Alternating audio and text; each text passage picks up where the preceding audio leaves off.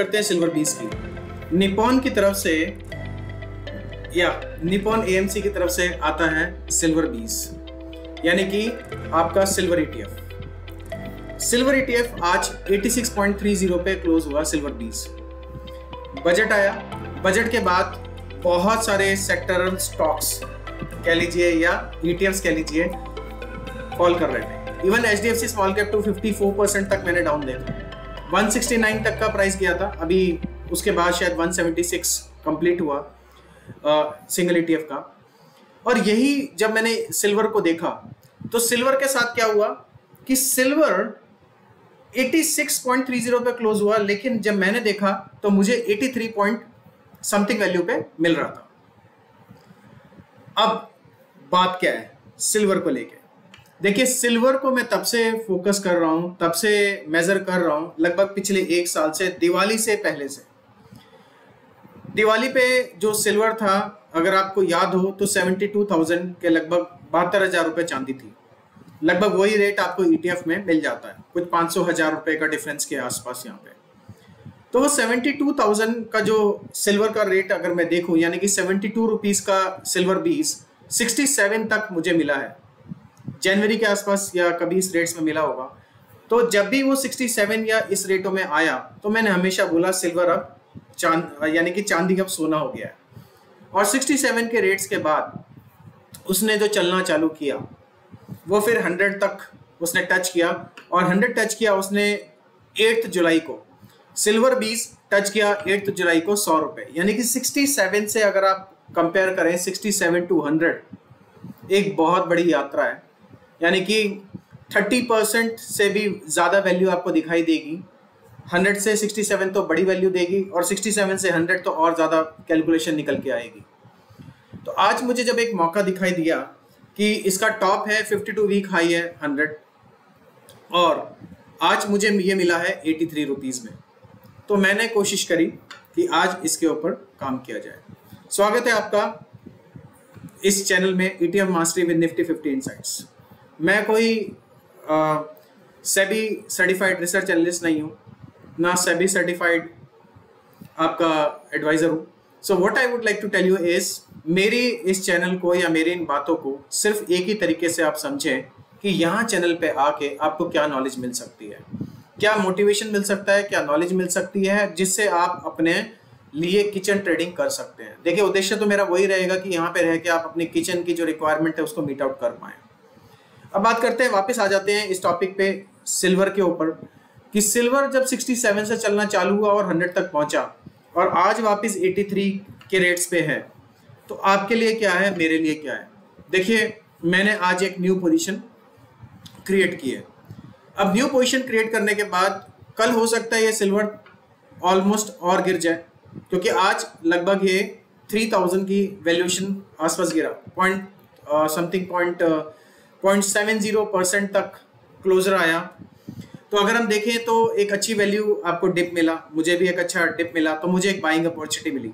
आज अगर 83 में मुझे सिल्वर मिल गया है और कल ये मुझे फिर से कुछ 75 में मिल जाता है और फिर से मुझे कुछ 60s में मिल जाता है, तो मेरे लिए तो चांदी चांदी है। आप कहेंगे कि ये गिरता हुआ और इस तरह का बाइंग, यस दैट्स व्हाट मैं कहूँगा कि गिरता हुआ और इस तरह के बाइंग में ही मज़ा है और ग्रोथ है। ईटीएफ जब आप बाय कर रहे हैं तो ईटीएफ को हमेशा आप देखें कि आपको लो रेट्स में मिले, क्योंकि ईटीएफ क्या है, एक एक्सचेंज ट्रेडेड फंड इंडेक्स को रेप्लिकेट करता है। जब इंडेक्स को रेप्लिकेट करता है तो यहाँ पे आपको जैसे जैसे इंडेक्स ग्रो करेगा वैसे वैसे ये ग्रो करेगा। अब हो क्या रहा है, सिल्वर की अगर ग्रोथ हमेशा देखें क्यों बनी रहती है, क्योंकि सिल्वर का इंडस्ट्रियल यूज बहुत ज़्यादा है। सिल्वर के साथ आप देखेंगे कि सिल्वर एक हेज अगेंस्ट, सिल्वर को और गोल्ड को हेज अगेंस्ट इन्फ्लेशन भी कहा जाता है, यानी कि इन्फ्लेशन जो महंगाई है उसको कवर अप करने के लिए साल में सिल्वर आपको कुछ 17-18% दे देगा। जैसे मैं बार बार बोलता हूँ कि 72,000 अगर चांदी थी और उसमें अगर मैं मोटा मोटा एक आसानी के लिए 20% जोड़ लेता हूँ तो यानी कि 84,000, यानी कि आज जो रेट मुझे मिला है ये रेट दिवाली का जो रेट होना चाहिए वो मेरे को आज वो रेट मिल गया है जिस समय पे दिवाली में सिल्वर होनी चाहिए। अब इसके नीचे जो भी मुझे मिलेगा वो मेरा बोनस होगा। टारगेट्स मेरे हमेशा वही रहते हैं कि 3%, मैं अपना सेटअप बनाऊंगा। 3% सेटअप 1 महीने में आएगा, अच्छा है। 2 महीने में आएगा तो 6%, 3 महीने में आएगा तो 9%। अगेन एक अच्छी अपॉर्चुनिटी आप देखें कि आपके लिए है कि नहीं। सिल्वर और गोल्ड लगातार एक डाउन ट्रेंड में चल रहे हैं। अगर टेक्निकली भी देखें तो एक शॉर्ट टर्म डाउन ट्रेंड है और इंपॉर्टेंट मूविंग एवरेज लाइन अगर आप देखें, यहाँ पे ये इंडिकेट करता है कि सिल्वर अभी और नीचे आएगा। अब आपके लिए क्या है, आप क्या कर सकते हैं, आप ट्राई करने के लिए या समझने के लिए, अगर आप अभी शुरू कर रहे हैं, इसकी कुछ वैल्यू कैश में बाई कीजिए।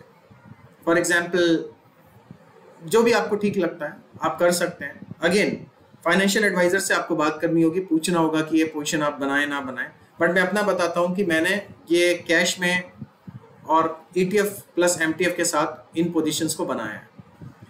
अब इससे बेनिफिट क्या हुआ कि मेरे को लिवरेज मिला। हाँ, कोटक सिक्योरिटीज़ में मैं प्राइमरली काम करता हूँ, तो कोटक सिक्योरिटीज़ में तो मुझे इसमें MTF पोजीशन नहीं मिली, तो सेकेंडरी मेरा जो ब्रोकर है ICICI सिक्योरिटीज़, मेरे को वहाँ पे इसमें MTF पोजीशन मिल गई, तो मैंने इसको कंप्लीट कर लिया। देखिए आज बजट के बाद बहुत सारे चेंजेस आए, बहुत सारे सेक्टोरल इंडिसेस और स्टॉक्स नीचे आए, और उसी में आज एक ऑप्शन और भी मिला। जैसे कल एक रिलायंस का ऑप्शन मिला था, आज एक ऑप्शन और मिला विप्रो का। विप्रो कल भी था। निफ्टी 50 में विप्रो ऑलमोस्ट लाइक अगर आप 20 डे मूविंग एवरेज के हिसाब से देखेंगे तो अराउंड 6% 20 डे DMA के हिसाब से डाउन है। वहाँ पे भी कुछ पोजीशंस अच्छी क्रिएट हो सकती हैं। आप ड्यू एनालिसिस कीजिए।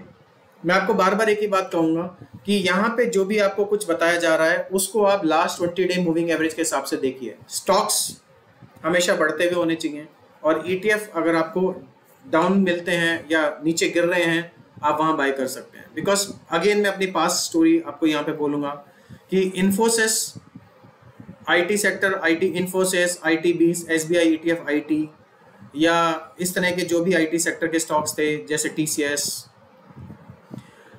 मार्च अप्रैल में यहाँ पे ये 7, 8, 10% तक डाउन हो गए थे, और तब यहाँ पे एक अच्छी अपॉर्चुनिटी, एक बाइंग अपॉर्चुनिटी बनी थी।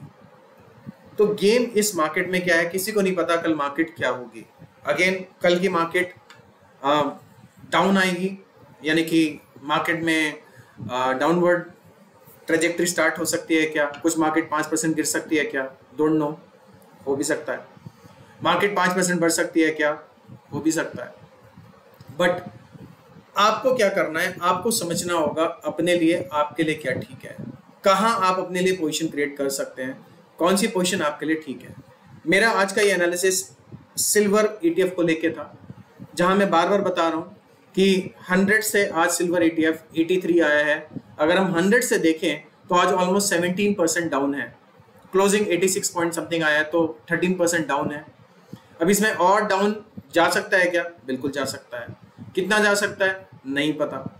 ग्लोबल फैक्टर्स हैं, ग्लोबल जैसे जैसे मार्केट में सिल्वर और गोल्ड के प्राइसेस जाएंगे वैसे वैसे आपको सेक्टोरल या आपको मेटल की सेक्टोरल कहिए, या यहाँ पे इंडाइसिस में आपके जो मेटल्स हैं या कमोडिटीज़ हैं, इसमें अपॉर्चुनिटी मिल सकती है। कमोडिटीज़ में आपके सिल्वर या गोल्ड यहाँ पे हमें मिल जाती है अपॉर्चुनिटी। ड्यू डिलिजेंस के साथ ध्यान रखिए, एनालिसिस कीजिए, 20 डे का मूविंग एवरेज जाके देखिए, और जो भी आपको एवरेजेस देख रहे हैं थोड़ा बहुत और सर्च कीजिए, रिसर्च कीजिए, पास्ट देखिए।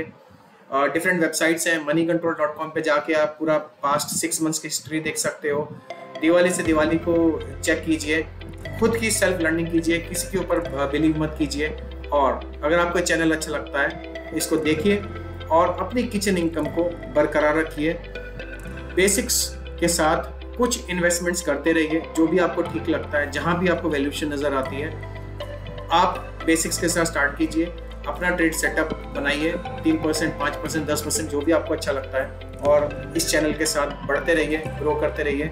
लाइक कीजिए, सब्सक्राइब कीजिए, शेयर कीजिए, क्वेश्चन पूछिए। Thank you very much, see you in the next video, bye for now.